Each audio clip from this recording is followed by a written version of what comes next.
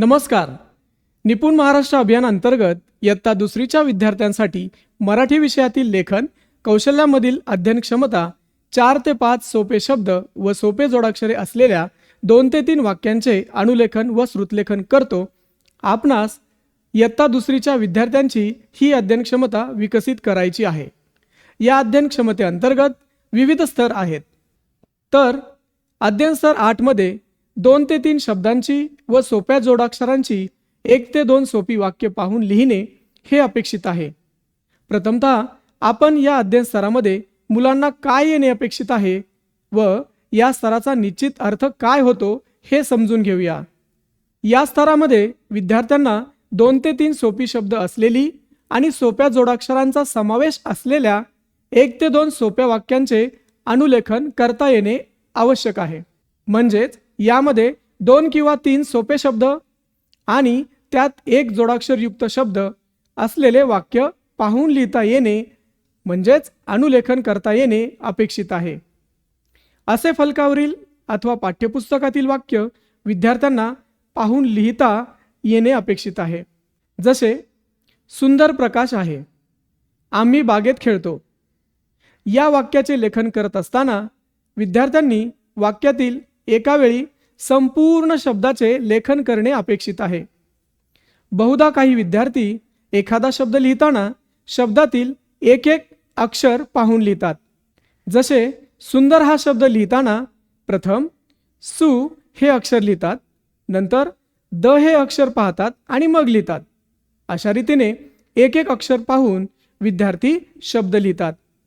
अशा प्रकारे लेखन करणे अध्ययन स्तर 8 मध्ये अपेक्षित नाही. आपल्याला विद्यार्थ्यांना वाक्याचे अनुलेखन या स्तरामध्ये निपुण करायचे आहे. या स्तरामध्ये शब्द पाहून तो संपूर्ण शब्द सलग लिहिणे अपेक्षित आहे. या दृष्टीने विद्यार्थ्यांना या स्तरात निपुण करण्यासाठी आज आपण एक कृती पाहणार आहोत. प्रथमतः आपण कृती समजून घेऊया. कृतीचे नाव आहे वाक्य पहा व लिहा. आपण वर्गात नियमित या कृतीचा वापर करतच असतो. यामध्ये 2 कृतींचा समावेश होतो. त्यातील पहिली कृती म्हणजे प्रथम वाक्य पाहणे आणि नंतर ते लिहिणे. आता आपण कृतीचा क्रम समजून घेऊया.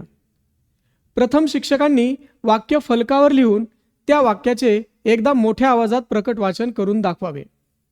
शिक्षकांच्या नंतर विद्यार्थ्यांनी सुद्धा त्या वाक्याचे प्रकट वाचन करावे. त्यानंतर शिक्षकांनी विद्यार्थ्यांना वाक्यातील प्रत्येक शब्द काळजीपूर्वक पाहण्यास सांगावा. वाक्यातील सर्व शब्द पाहून झाल्यावर तो विद्यार्थ्यांनी एकदाच लिहिणे आपल्याला अपेक्षित आहे. आता आपण ही कृती प्रत्यक्षात पाहू.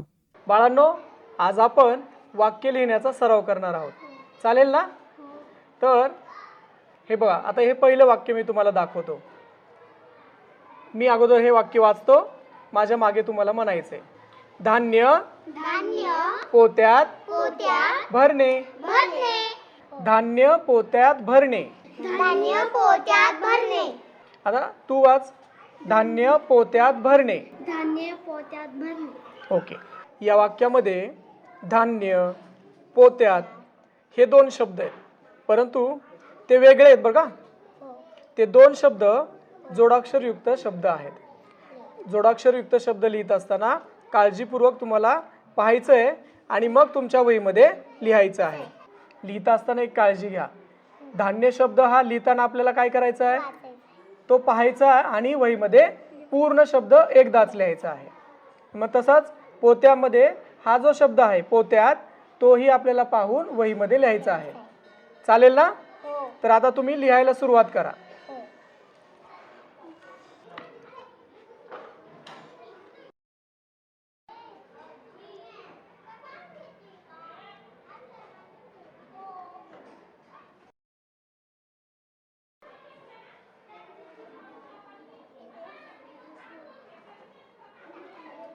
चला दाखवा बरं मला, कोणी कोणी लिहिलं, कसं लिहिलंय.